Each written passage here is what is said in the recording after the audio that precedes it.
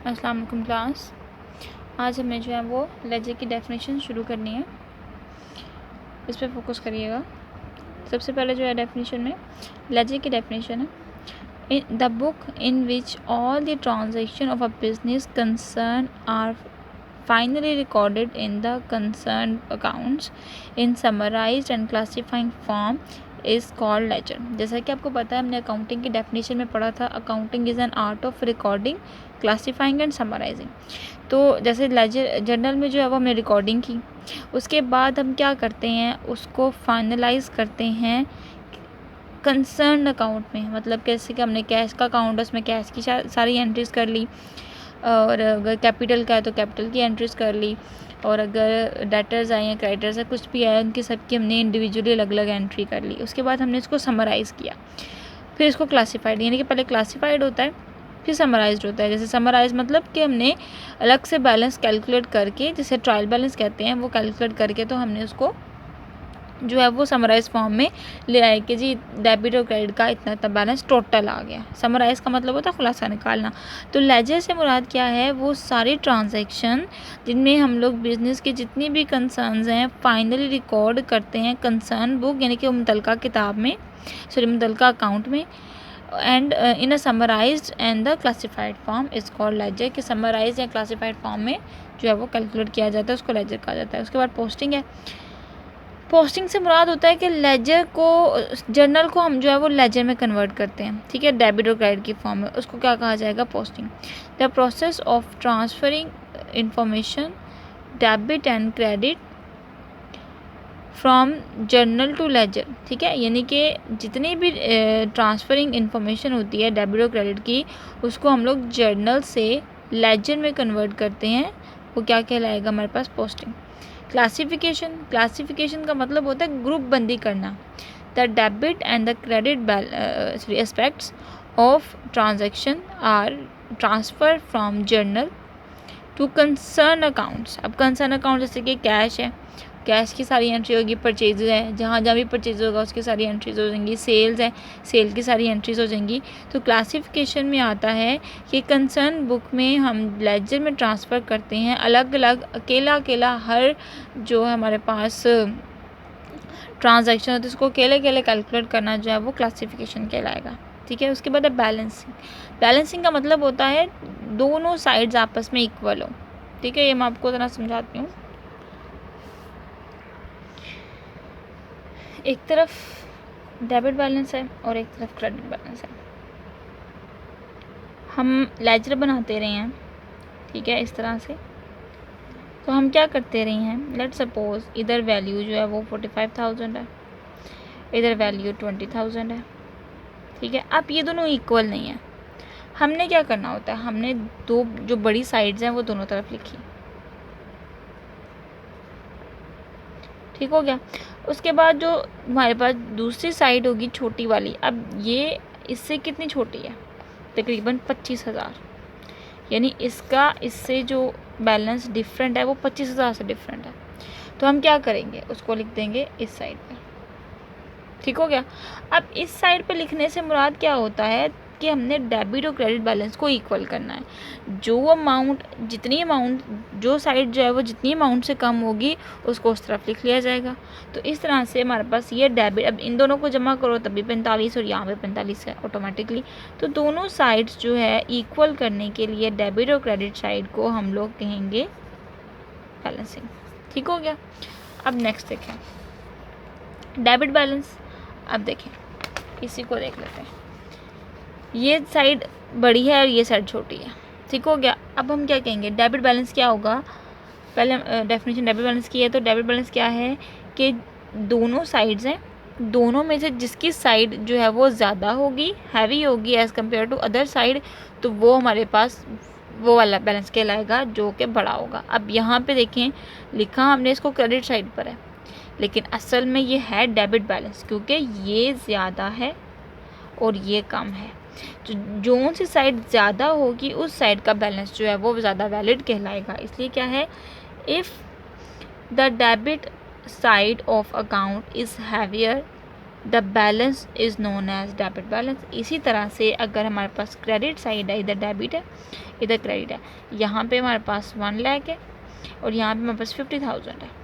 अब इधर देखें, इधर इस साइड पे क्या होगा, इसको दोनों तरफ लिखेंगे। अब ये साइड कम है और ये साइड ज़्यादा है, इसलिए हम क्या कहेंगे कि अगर हमारे पास क्रेडिट साइड का बैलेंस हैवियर है as compare to debit side, तो वो हमारे पास डेबिट बैलेंस कहलाएगा। If the credit side of an account is heavier, its balance is known as credit balance. अब ज़ीरो बैलेंस की बात हो रही है। ज़ीरो बैलेंस से क्या मुराद है?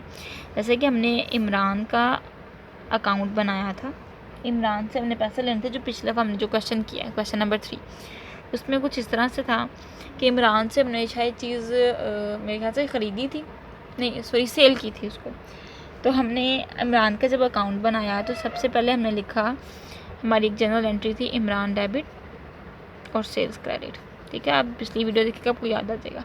तो सेल को हमने क्रेडिट किया था, सॉरी सेल को डेबिट साइड पे लिख के इमरान डेबिट हो रहा था ना, मेरे ख्याल से 20,000 से था, तो वो हमने यहाँ पे लिख लिया। उसके बाद हमने इससे पैसा वसूल किया था। ठीक है, पैसा वसूल हमने किया था 19,800 और साथ में 200 डिस्काउंट था। इतनी कोई अमाउंट है, फ़र्जी अमाउंट हम सपोज कर लेते हैं कि चलो जी इतनी अमाउंट है, उस टाइम दे दी। हमने यहाँ पर लिखना था कि इमरान हमारे पास कैश से क्रेडिट हो रहा है और यहाँ पे 200 डिस्काउंट, इन दोनों की वजह से कि हमारे पास जनरल एंट्री कुछ इस तरह से थी कि हमने कैश डेबिट किया, डिस्काउंट डेबिट किया और क्रेडिट किया इमरान। ठीक हो गया, इधर 20,000, इधर 19,800 और इधर 200, तो यहाँ पे हमारे पास डिस्काउंट आ गया 200। अब हमने इस साइड का टोटल किया, इधर भी 20,000 पूरा, इधर भी 20,000 पूरा। ठीक है, अब इस साइड को जब इस साइड से माइनस करेंगे तो बैलेंस आएगा नील, मतलब ज़ीरो। ज़ीरो क्यों आया? क्योंकि डेबिट साइड और क्रेडिट साइड जो थी वो इक्वल थी दोनों तरफ से। ठीक है, तो ये याद रखिएगा, जब दोनों साइड्स इक्वल आ जाएं तो इसका मतलब क्या है कि वो हमारे पास ज़ीरो बैलेंस कहलाएगा। ठीक हो गया, क्या होगा? If the two sides of an account are equal, that account will show zero balance. तो अकाउंट हमारे पास क्या कहलाएगा? Zero balance. उसके बाद है stages of accounting cycle, following step. अब स्टेजेस हैं अकाउंटिंग साइकिल की, जैसे मैंने आपको स्टार्टिंग पे पढ़ाया था कि सबसे पहले होती है ट्रांजैक्शन, यानी कि डीलिंग होती है, लेन देन होती है, उसको किया जाता है रिकॉर्ड जर्नल में। जर्नल से वो गुज़रती है लेजर में, लेजर से वो गुजरेगी ट्रायल बैलेंस में, ट्रायल बैलेंस से वो नेक्स्ट होगी फाइनेंशियल स्टेटमेंट्स, फाइनेंशियल स्टेटमेंट से नेक्स्ट होगी बैलेंस शीट। फाइनेंशियल स्टेटमेंट दो चीज़ें आएंगी, बैलेंस शीट आएगी और आएगी इनकम स्टेटमेंट। ठीक है, इसके अलावा हमारे पास आएगा फाइनल अकाउंट। ठीक है, ये एक पूरा साइकिल है।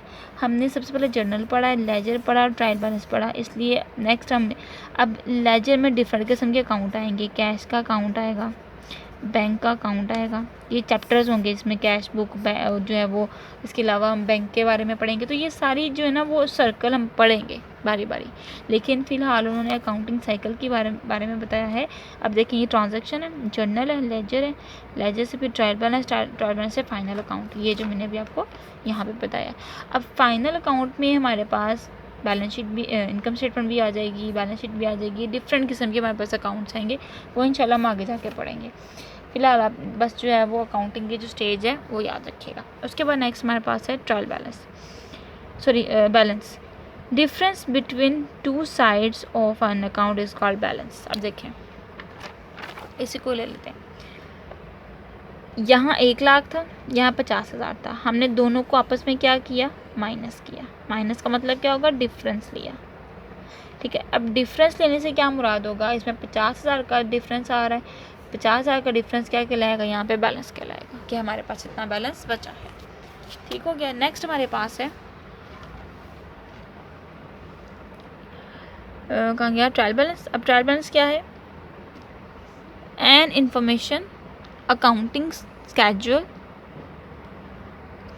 शेड्यूल और स्टेटमेंट, यानी एक ऐसा अकाउंटिंग शेड्यूल है या स्टेटमेंट है is that lists the ledger account, जिसमें लेजर अकाउंट्स को लिखा जाता है, account balance at a point in time and compress the total of debit balance with the total of credit balance is called the trial balance। Trial balance की जो है वो एक और डेफिनेशन है, आप वो भी देख लें, यहाँ पे ज़रा लेंथी है, मैं ये भी समझा देती हूँ आपको, आप ये भी देख लें।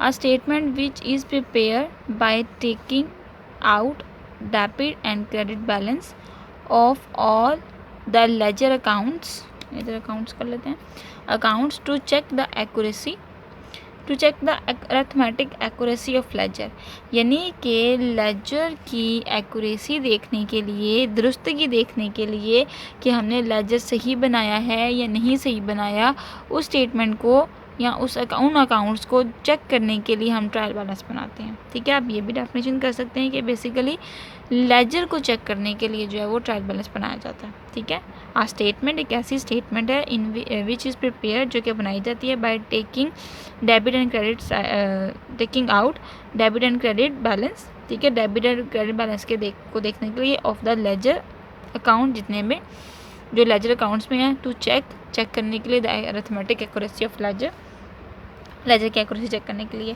यहाँ पे एन इनफॉर्मल अकाउंटिंग शेड्यूल या स्केड्यूल या or statement that lists in the ledger account, यानी कि ऐसा स्केड्यूल होता है, ऐसी स्टेटमेंट होती है जो कि लेजर अकाउंट्स में लिस्टेड बैलेंस जितने भी हैं at a point in time and compare the total balance, के एक ऐसे टाइम पे या इसको कंपेयर किया जाता है टोटल डेबिट बैलेंस को विद टोटल क्रेडिट बैलेंस की, इज़ कॉल्ड ट्रायल बैलेंस, को ट्रायल बैलेंस कहा जाता है। तो आप इससे बेहतर वो वाली डेफिनेशन, वो आसान है, वो आप कर लीजिएगा। बाकी ये जो नीचे वाली डेफिनेशन हैं, ये वाली और ये वाली, ये नहीं करनी। आगे फ्लोइंग देख लें, following the process in which the page number of ledger, folio word बनता है वैसे, लेकिन यहाँ पे फोलियिंग लिखा हुआ है।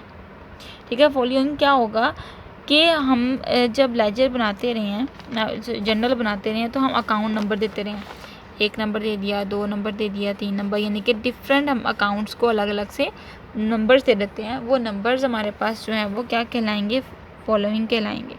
ठीक है, कि हम पेज नंबर दे देते हैं लेजर को रिकॉर्ड करने के लिए, the ledger folio column of a journal and the page number of that journal is recorded in the journal folio column of the laser is called the following. ठीक है, इसको following कहेंगे।